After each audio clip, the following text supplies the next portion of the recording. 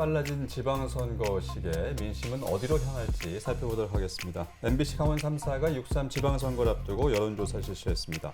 춘천 MBC와 원주 MBC, MBC 강원 영동이 리얼미터에 의해서 지난 23, 24 양일간 강원도민 18세 이상 839명을 대상으로 ARS 전화조사 방식으로 진행해서 강원도지사와 강원도 교육감 후보 지지도와 정당 지지도 등을 조사했는데요.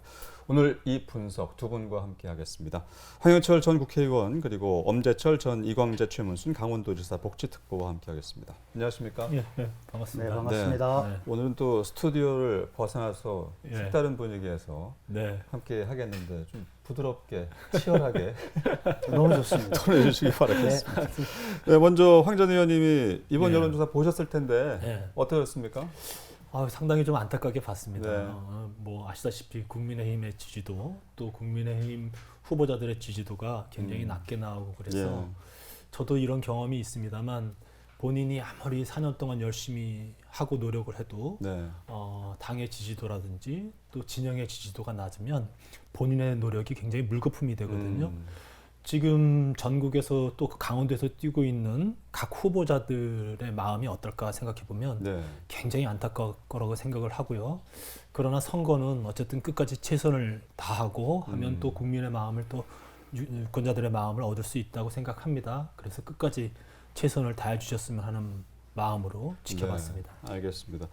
엄특보님도 어떻게 보셨는지 말씀해 주시죠. 그 강원도지사 여론조사 후보들의 여론조사만 놓고 보면 사실 그 우상호 후보는 이재명 대통령의 높은 지지율, 그다음 더불어민주당의 역대급 지지율을 달고 양쪽 어깨 날개를 좀 단 형국이다. 그래서 아마 파죽지세의 기세로 좀 돌진하지 않을까 이런 생각이 들고요. 그에 반면 국민의힘 후보인 김진태 후보의 입장에서 보면 여러 가지 악재로 인해서 설상가상, 엎친 데 덮친 격이다.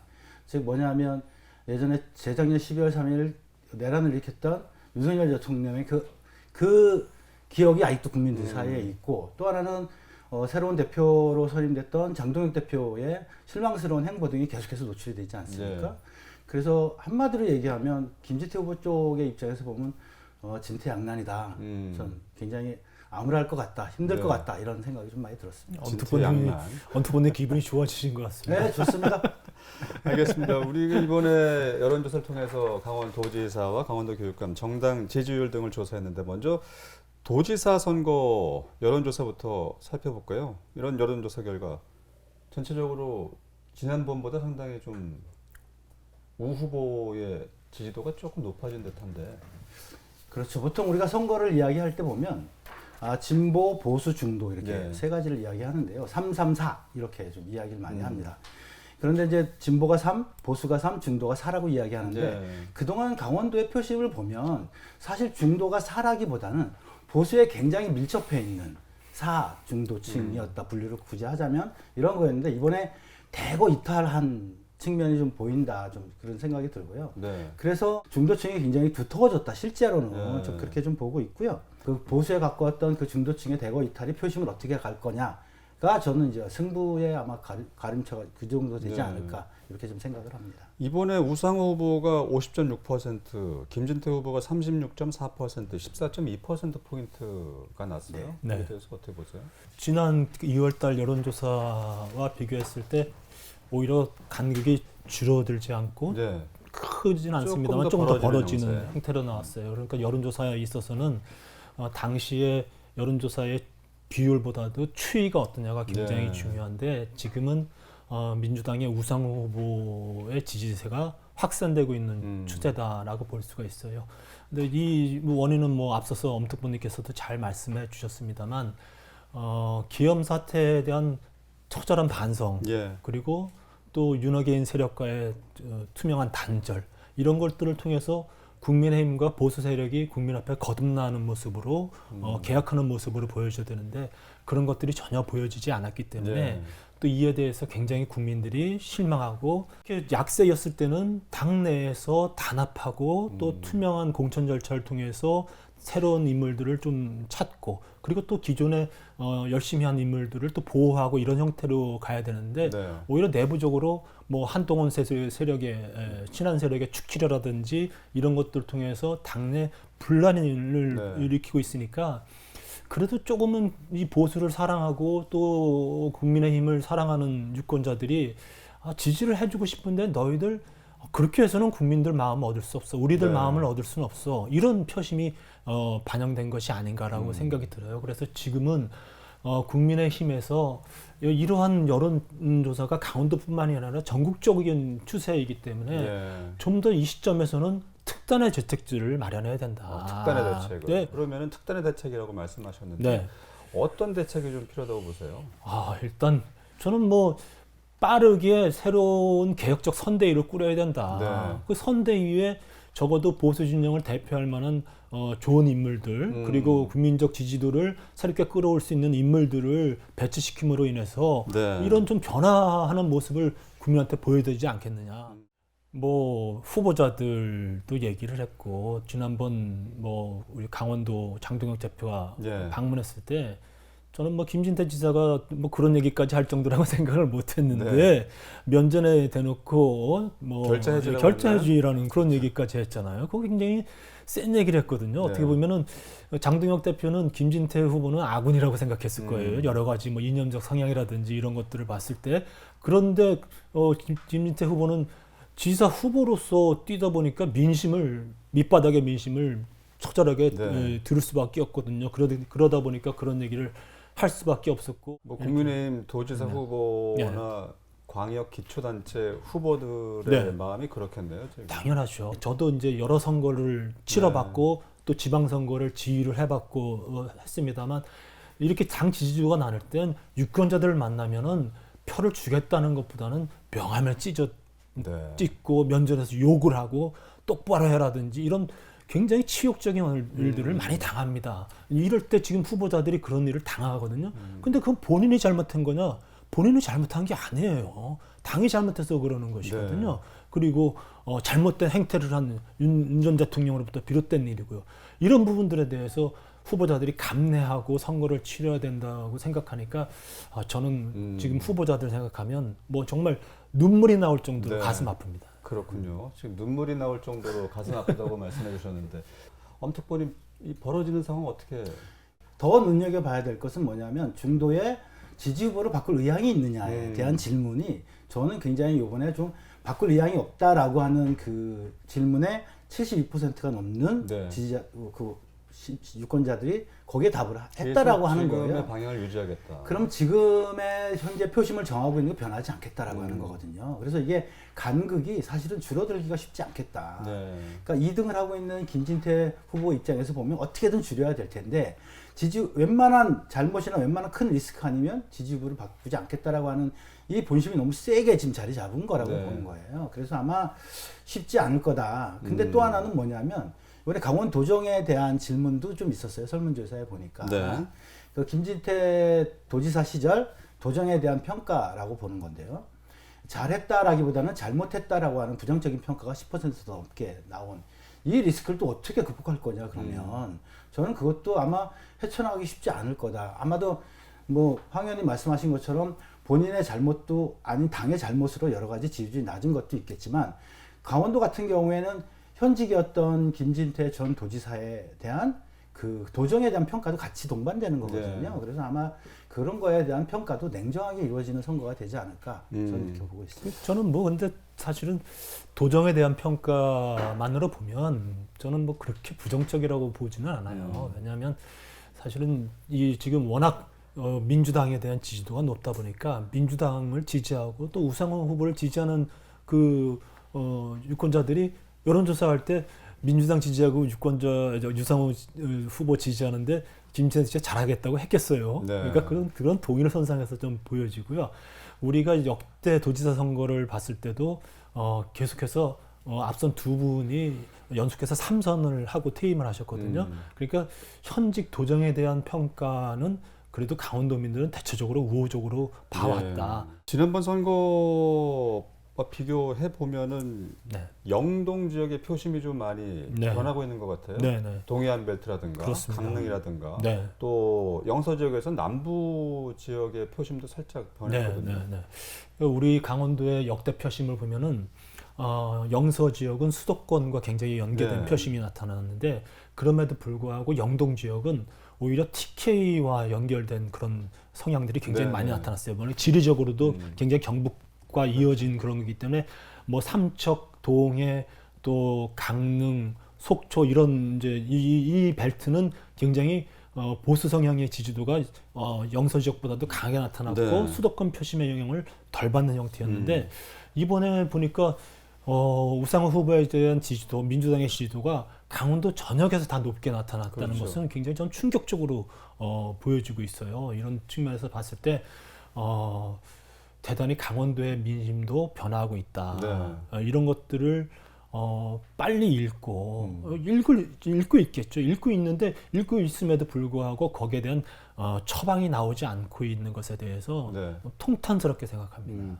뚜껑을 열어봐야 알겠지만 네. 투표를 해봐야 알겠지만 사실은 강원도가 이 투표 심리가 하루아침에 이게 뭐 중도층으로 분리된다고 하루아침에 변하지는 않아요. 사실 이게 한번 더불어민주당 지지했던 사람들은 국민의힘 안 찍고요. 국민의힘 찍었던 사람들은 더불어민주당 찍기 어려운 지점들이 있다는 거예요. 그런데도 이렇게 나타났다는 건 지지율 여론조사에서 이렇게 표심이 됐다는 건 이제 그만큼의 그동안의 투표 성향들이 약간은 끈을 놓고 있다. 이렇게 말씀드리고 싶고요. 특히나 영동 같은 경우에는 지난번 가뭄 사태가 굉장히 컸잖아요. 네, 네. 그럼으로 인해서 그 행정 처리 능력 이런 것에 대한 그 우리 자치단체장들의 능력이 이만큼 특히나 국민의힘 그쪽은 거의 다 국민의힘 그렇죠. 자치단체장들이었잖아요. 그런 것에 대한 아마 의문이 좀 들었던 거고 아마 그래서 그 유권자들 영동 쪽의 유권자들을 보면 아마 상당수는 이번에 중도층이 나왔고 그 중에 다수는 아니겠지만 꽤 많이 더불어민주당을 지지하는 세력으로 돌아서지 않을까. 네.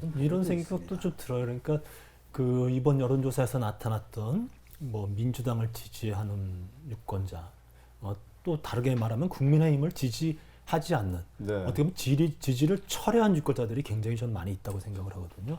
이 지지를 철회한 이유가 뭘까 생각해 보면 굉장히 잘못했는데 이 잘못한 것에 대해서 반성하고 또 바꾸려고 하지 못한다. 이런 것에 대해서 이번 선거는 오히려 국민의힘이 참패를 하는 것이 국민의힘과 보수를 위해서는 더 좋은 방향일 수 있겠다. 오히려. 라는 생각을 하는 유권자들이 상당히 있다는 거예요. 네. 제 주변에서도 다들 뭐 보수를 지지하고 사랑하고 또 국민의힘을 지지하는 유권자분들인데 이번엔 좀 혼나야 되겠어. 사랑의 배를 올려줘야 네, 된다. 그렇습니다. 그래서 그래야만이 오히려 더 처절하게 참패를 맛봐야만이 또 새로 거듭날 수 있는 그런 계기가 될 수 있다. 이런 굉장히 큰 미래에 대한 생각들. 어떻게 보면 더 진지한 사랑이라고 봐야 국민의힘 되겠죠. 지지자 중에서 이런 생각도 가질 수 있겠네요. 그럼요. 그런 분들이 상당히 있다는 거예요. 그래서 그런 분들에 대해서 어쨌든 선거 직전까지 마음을 좀 다시 좀 되돌려서 네. 받아올 수 있게 하려는 그런 노력들이 따라야 된다. 김진태 지사로서는 어쨌든 이런 상황에 대해서 본인의 뭐 업적이라든지 또 그런 것들을 뭐 우상호 후보에 대한 공격 이런 것도 중요하지만 네. 우리 보수 진영과 당이 어떻게 바뀌어야 된다. 이런 바뀌고자 하는 노력을 내가 좀 담아서 노력해 보겠다. 뭐 이런 정도의 또 제스처나 그런 자기 노선 추구도 필요하다. 저는 네. 이런 주문을 좀 하고 싶거든요. 그래야 좀 미래를 담을 수 있는 것 아니겠어요? 네. 우상호 후보 입장에서는 상당히 기분 좋은 여론조사이긴 한데 앞으로 시간이 좀 남긴 남았어요. 경계해야 될 부분도 있을 것 같은데요. 이럴수록 몸을 낮추는 수밖에 없습니다. 사실 겸손하고 또 하나는 이재명 대통령이 보낸 사람 캐치프레이 이렇게 하지 네. 않습니까? 그만큼 이재명 대통령에 대해서 이재명 대통령을 통해서 강원도의 획기적인 비전 그다음에 더 발전시킬 수 있는 기회다 이런 것들을 굉장히 어필을 하겠죠. 네. 그렇게 해야 될 것 같고. 네. 우상호 후보 같은 경우는 저는 이제 국회에서 의정 활동을 이제 함께 했던 또 사이고 본인이 또 철원 출신이기 때문에 그래서 저하고도 뭐 개인적으로는 당은 떠나서 굉장히 좀 친분이 있어요. 네. 그래서 뭐 사실 제가 옆에서 본 우상호 후보는 굉장히 침착하고 그리고 기본적으로 사람이 겸손해요. 네. 예, 그런 성향을 가지고 있기 때문에 아마 뭐 특별히 뭐 언행에 실수를 하거나 그럴 일은 없다고 보고 있어요.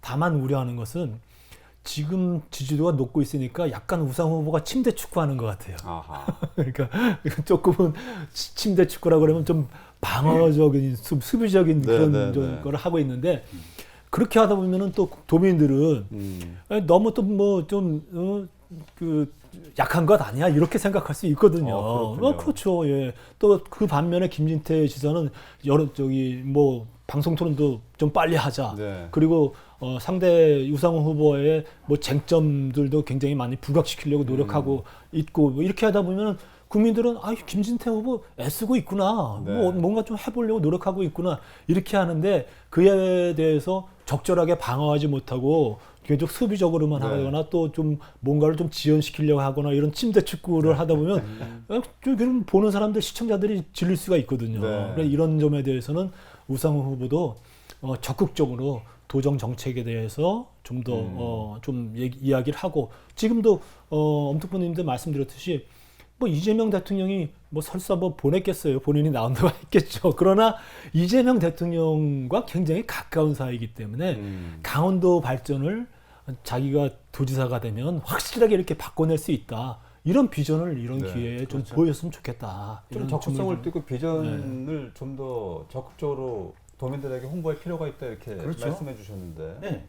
그러니까 이게 사실은 우리가 정치 선거를 통해서 뽑는 이유는 그동안 공무원들뿐만이 아니라 어떻게 지역의 행정을 어떻게 함으로써 내 삶을 바꿀 건가, 우리가 내 생활이 어떻게 바꿀 건가를 그분을 통해서 우리가 뽑아준 후보를 통해서 바꿔나가는 거거든요. 그래서 이번에 이제 이재명 대통령 보면 굉장히 그런 디테일한 측면까지도 계속 이렇게 막 건드리고 기득권보다는 노동자 서민들 편에서 이렇게 디테일한 행정 정치를 보여줬듯이 우상호 후보도 강원도가 본인이 도지사가 되면 어떻게 바꾸겠다라고 하는 몇 가지 좀 굵직굵직한 사안들을 좀 보여줘야 될 것 같고요. 기존에 해왔던 강원도가 굉장히 소외되고 차별적이 많이 받아왔던 이런 것이 아니라 정말 강원특별자치도라면 정말 특별하게 강원도를 이렇게 발전시키겠다라고 하는 비전을 제출할 필요가 있다고 생각합니다. 아무튼 5월달부터는 여러 토론회가 열리는데 네거티브보다는 정책에 대한 방향으로 좀 토론이 이루어졌으면 좋겠는데 이번 토론회는 어떤 것들이 좀 쟁점으로 떠오를까요? 일단은 김진태 지사는 우리 도민 입장에서 봐서는 방송에서도 많이 보고 또 선거 때도 토론을 많이 봤는데 우상호 후보는 이름은 들었지만 아마 도내 방송 토론은 처음일 거예요. 도내 선거에는 처음 출마하는 거기 때문에 어떻게 보면 새내기 출연자예요. 이 새내기 출연자에 대해서 도민들이 방송 토론을 지켜보면서 저 사람 이미지가 어떨까? 또 어떤 생각을 가지고 있을까? 굉장히 궁금해하거든요. 그래서 첫 방송 토론은 우상호 후보한테는 굉장히 중요하다. 이 첫 방송 토론에서 우상호 후보가 김진태 지사에게 밀리거나 또 수세에 밀리거나 너무 방어하는 쪽으로만 가면 도민의 입장에선 기대했던 것보다 별론데 이런 평가가 나오면 큰일 나는 거예요. 그래서 우상호 후보는 아마 4월 달에 요구했던 방송 토론을 응하지 않은 것도 잘 준비해서 아마 철저하게 준비해서 첫 방송 토론에 나올 것이고 굉장히 김진태 지사한테 밀리지 않는 그런 전략을 쓸 것이다 이렇게 보고 있어요. 어쨌든 이번 방송 토론에서 방송 토론이 개최되면 지금 두 가지 큰 쟁점 현황이 나오고 있잖아요.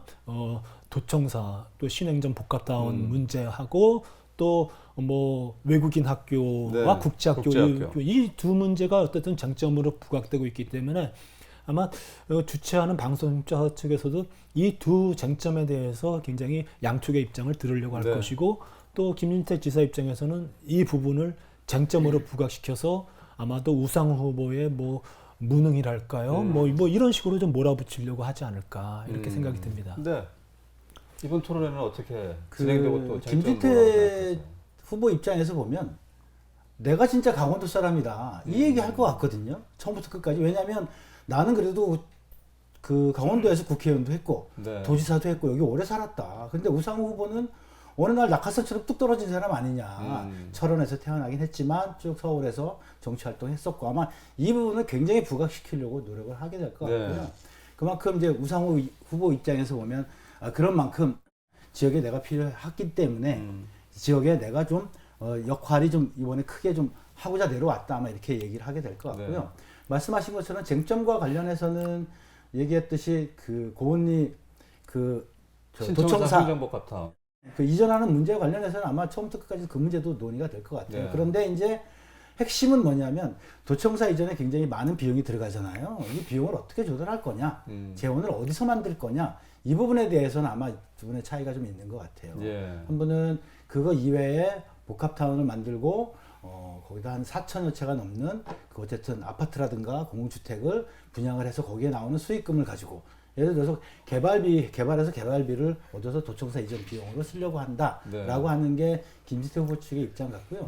우상호 후보 입장에서는 그거는 그렇게 조달하는 방식은 좀 아닌 것 같다. 이렇게 좀 다른 방향을 갖고 있고 국제학교 외국인 학교 관련해서도 아마 약간의 좀 차이가 있는 것 같아요. 강특법 이번에 통과된 안에 대해서도 보면 그 강원특별자치도에서 준비한 안에서 몇 가지가 빠진 건데 네. 사실 그래서 알맹이가 빠진 거 아니냐 이렇게 아마 공격 지점이 생기는 것 같고요.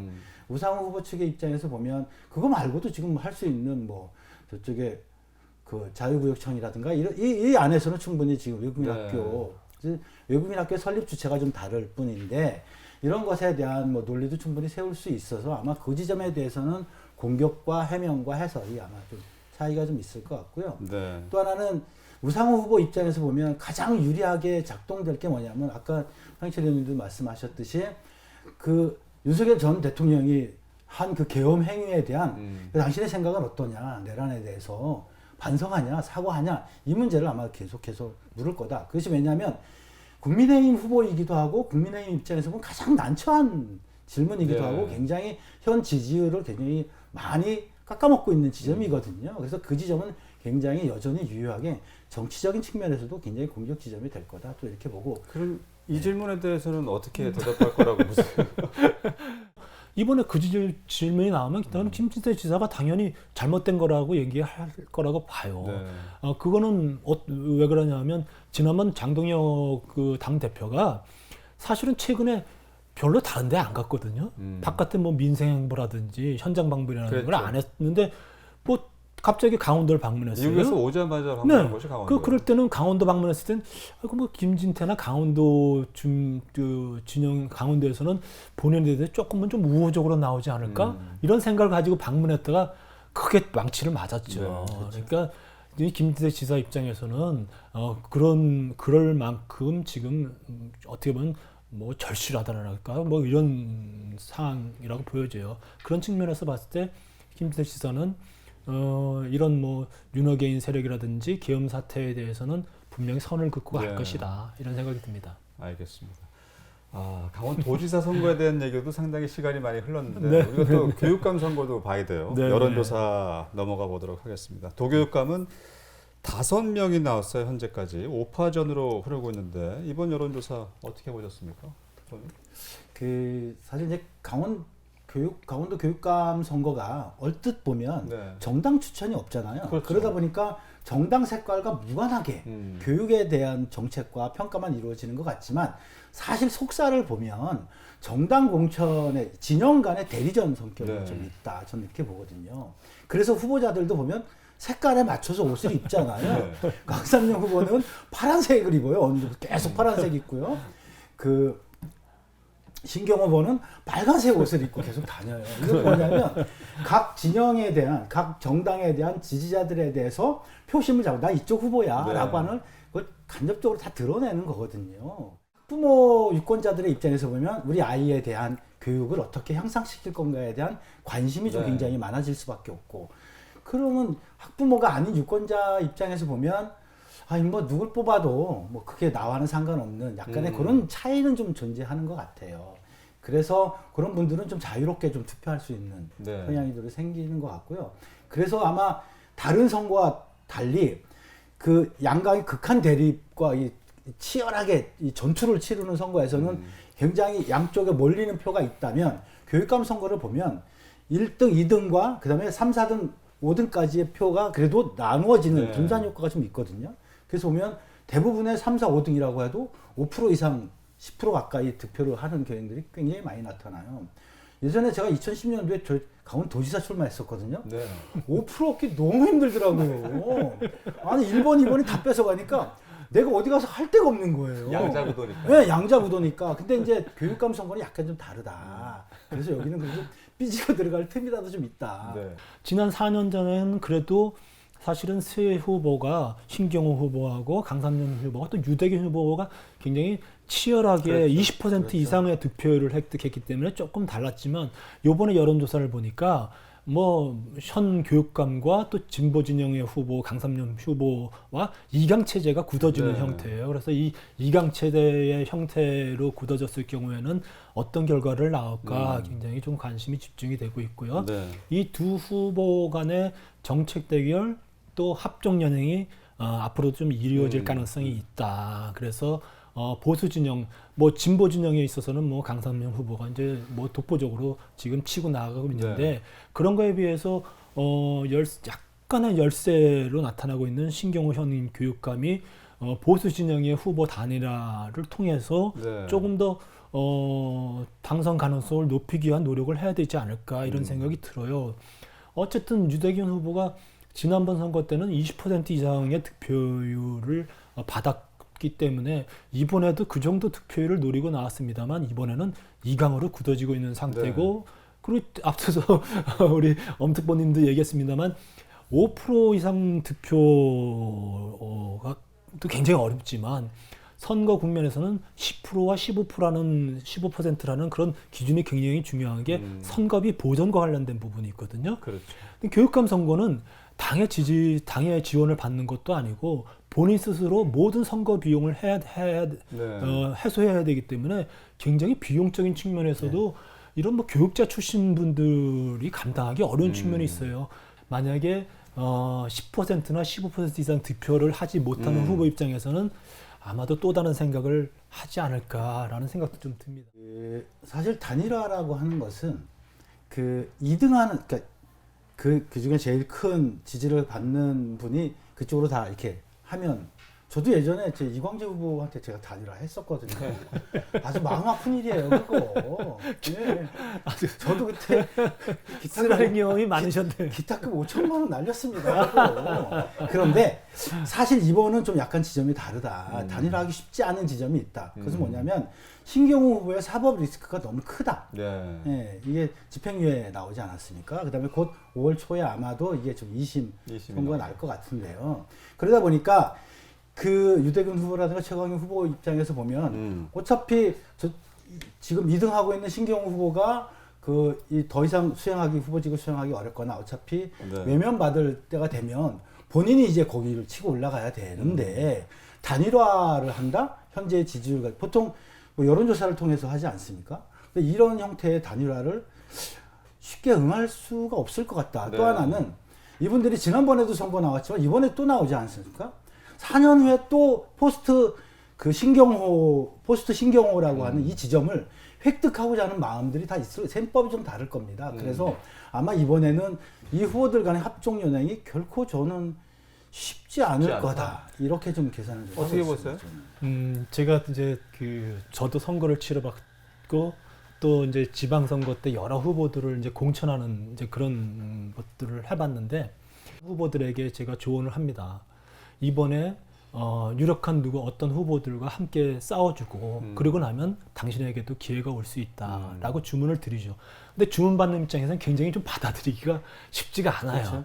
그렇죠. 이번에도 이렇게 보면은 이제 유대균 후보 같은 경우가 어쨌든 지난번에도 같이 경쟁을 했고 이번에도 경쟁을 하고 있기 때문에 단일화하기가 굉장히 쉽지 않겠다라는 생각은 들어요. 그러나 역으로 생각해 보면 신경호 교육감이 당선돼도 그렇고 만약에 당선돼서 혹시 말씀하신 것처럼 이런 사법적 리스크 때문에 뭐 중도에 그만두게 되더라도 이랬을 때 유권자 입장이라든지 또 신경호 현 교육감이 가지고 있는 커다란 지지적 지분이라는 것이 있거든요.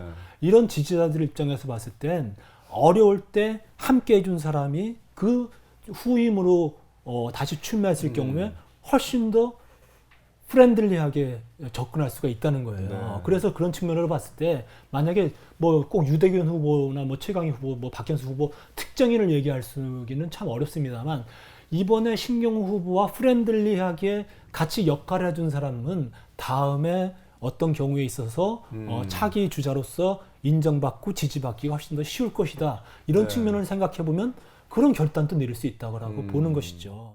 가능성을 오늘도 어려운데 내일을 어떻게 기약합니까? 사실 이렇게 내일을 기약한다는 게 상당히 힘들다. 내일을 기약한다는 게 굉장히 특히 정치의 세계에서는 네네. 굉장히 어렵고 어느 날 등에 칼 맞아요. 뭐 믿었는데. 엄특보님 생각은 뭐 안 되는 게 낫다고 생각할 것이고 저는 그런 됐으면 하는 바람이 기대도 있죠. 근데 그런 만큼 이게 예, 사실은 굉장히 이게 정치적 공학에서 쉽지 않은 선택이다. 이렇게 두 분 의견이 말씀드릴 수 아주 있습니다. 극명하게 갈리는데 네. 강원도민 여러분이 이 지점을 한 번 더 네. 선거 전까지 지켜보셔도 괜찮을 것 같아요. 네네. 자, 도교육감 여론조사까지 살펴봤고요. 이번 정당 지지율 최근 전국조사와 비교해보면 강원도민의 민심이 약간 비슷하면서도 좀 다른 느낌이 있는데 어떻게 보세요? 그 정당 지지율을 보면 사실 더불어민주당의 입장에서 보면 이만큼 나온 적이 없던 거 과반 이상을 차지하는 지지율이 나온 적이 거의 없었죠. 네, 없었죠. 제 기억에도 없거든요. 그만큼 또 하나는 어느 정당이 이만큼의 예전에 이제 국민의힘이 그 정당 쪽에서는 꽤 강원도에서는 나왔던 걸로 기억을 하는데 이렇게 보면 사실 잘 모르겠다 뭐 유보하는 입장이 많았었고 네. 그만큼 근데 이번에는 그 입장을 명확하게 표시하는 거 보니까 아마도 이렇게 정당 지지율도 이만큼 왜냐면 이 정당 지지율 가지고 또 하나는 비례도 뽑고 뭐 여러 가지 네. 뽑지 않습니까? 도비례, 시비례 뽑잖아요. 그래서 아마도 이쪽에 영향을 좀 많이 줄 것 같고요. 아마 이렇게 계속 큰 변화가 없는 이상 이렇게 투표장으로 향할 가능성이 좀 굉장히 높다 이렇게 보고 있습니다. 네. 네. 여론조사를 할 때 어쨌든 민주당을 지지하는 후보자들은 굉장히 강하게 자신의 의사를 표출하는 경향이 있고 또 국민의힘을 지지하는 후보자들 입장에서는 좀 지지를 표명하기를 좀 주저하는 네. 경우가 나타날 수 있다고 생각을 합니다. 어떻게 보면 뭐 샤이보스라고 얘기하는데 그럼에도 불구하고 이런 부분들이 굉장히 지금은 저는 뭐 약하다고 생각이 들어요.